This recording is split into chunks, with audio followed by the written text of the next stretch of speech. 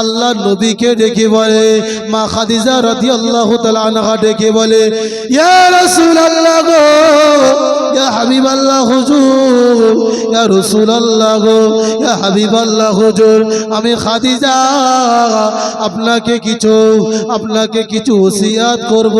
ইয়া রাসূলুল্লাহ গো, ইয়া হাবিবাল্লাহ হুজুর, আমার ওসিয়াতটা কি আপনি রাখতে পারবেন? আল্লাহ রাসূল বলল, ও খাদিজা খাদিজা, তো ওসিয়াতটা কি বলো? মা খাদিজা রাদিয়াল্লাহু তাআলা আনহা বলে, ইয়া রাসূলুল্লাহ গো, ইয়া হাবিবাল্লাহ হুজুর, আমি খাদিজা যখন দুনিয়া থেকে বিদায় নেব, আমি খাদিজা যখন দুনিয়া থেকে বিদায় নিয়ে মারা যাব, যখন আমার গায়ের কাপড়টা করা হবে, ইয়া রাসূলুল্লাহ আপনার জুব্বা মুবারকটা দিয়ে আমার কাফন কানাটা বানিয়ে দেবে।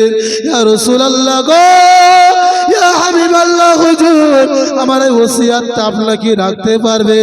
আল্লাহ রাসূল বলল, ও বিবি খাদিজা, আমি রাসূলুল্লাহ জানিয়ে দিলাম, আমি রাসূলুল্লাহ বলে দিলাম, তোমার ওসিয়াতটা মেনে নিলাম। বিবি খাদিজা বলে, ইয়া রাসূলুল্লাহ, আমার একটি মাত্র ওসিয়াত। ইয়া রাসূলুল্লাহ, এর পরে ওসিয়াত হলো, আমি যখন খাদিজা মারা যাওয়ার পরে যখন কবরস্থানে নিয়ে যাবে, কবরে আমার রাখার আগে, ইয়া রাসূলুল্লাহ, আপনি কবরে একটুখানি শুয়ে ওই কবরের ভিতরে একটু গাটা একটু বুলিয়ে দিয়ে আসবে।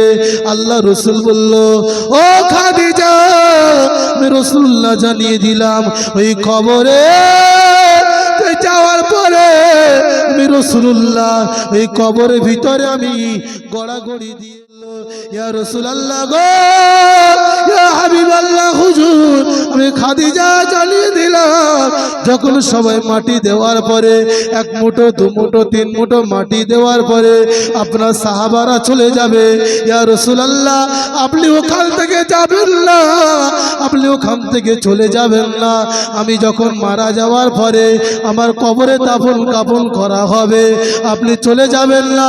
ইয়া রাসূলুল্লাহ, সবাই চলে যাওয়ার পরে আপনি কবরের উপরে আপনি থাকবেন একটুখানি, ওই কবরস্থানের কাছে থাকবে। আল্লাহর রাসূল সাল্লাল্লাহু আলাইহি সাল্লাম খাদিজার কথা মতো ওসিয়াতগুলোকে রাসূলুল্লাহ মেনে নিলেন। মেনে নেওয়ার পরে খাদিজা রাদিয়াল্লাহু তাআলা আনহা যখন দুনিয়ার জমিন থেকে পর্দা নিলেন, দুনিয়ার জমিন থেকে বিদায় নিলেন, আল্লাহ রাসূল সাল্লাল্লাহু আলাইহি সাল্লাম খাদিজা ওসিয়াতগুলো একের পর এক আল্লাহ রাসূল মানতে লাগলেন, খাদিজার ওসিয়াতগুলো মানতে লাগলেন। খাদিজা যখন মারা গেল, রাসূলুল্লাহ গায়ের জুব্বা মোবারক দিয়ে খাদিজা আগার কাপড়ের কাপড় বানিয়ে দিলে। জোরে বলা যাবে না সুবহানাল্লাহ। আমার আপনার নবী, নূর নবী, সোনার নবী খাদিজার কথা মতো কবরস্থানের পাশে গিয়ে, কবরের ভিতরে গিয়ে কবরে খাদিজাকে যখন রেখে দিল, খাদিজা রাখার পরে যখন সবাই মাটি দিল, এক মুঠো দু মুঠো তিন মুঠো মাটি দিয়ে সকলে চলে গেল। আল্লাহ রাসূলের সাহাবারা যখন চলে যায়, আল্লাহ রাসূল যায় না, রাসূল আমার কবরের পাশে দাঁড়িয়ে, রাসূলুল্লাহ দাঁড়িয়েছিলেন, সাহাবারা দূর থেকে তাকিয়ে থাকে।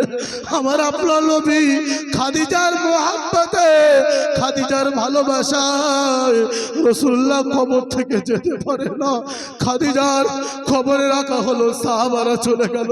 খাদিজার কবরে মান রব্বুকা মান দিনুকা মান নবিয়ুকা সওয়াল জবাব হওয়ার পরে খাদিজার কবরে কি মুসিবতে পড়েছে আল্লাহ জানে। আল্লাহ রাসূল হাত তুলে দোয়া চায়, রব্বুল আলামিন, আল্লাহ খাদিজার যদি কোনো কবরে আযাব হয়ে থাকে, আল্লাহ খাদিজার কবরে আযাবকে মাফ করে দাও।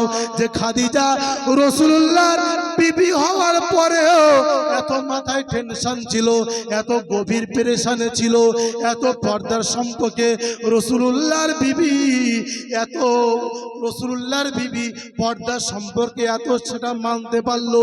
কিন্তু আমার আপনার ঘরের মা, আমার আপনার ঘরের বোন, আমার আপনার ঘরের কন্যা, আমার আপনার ঘরের বিবি একটা বারও কবরের ভয় লাগে না।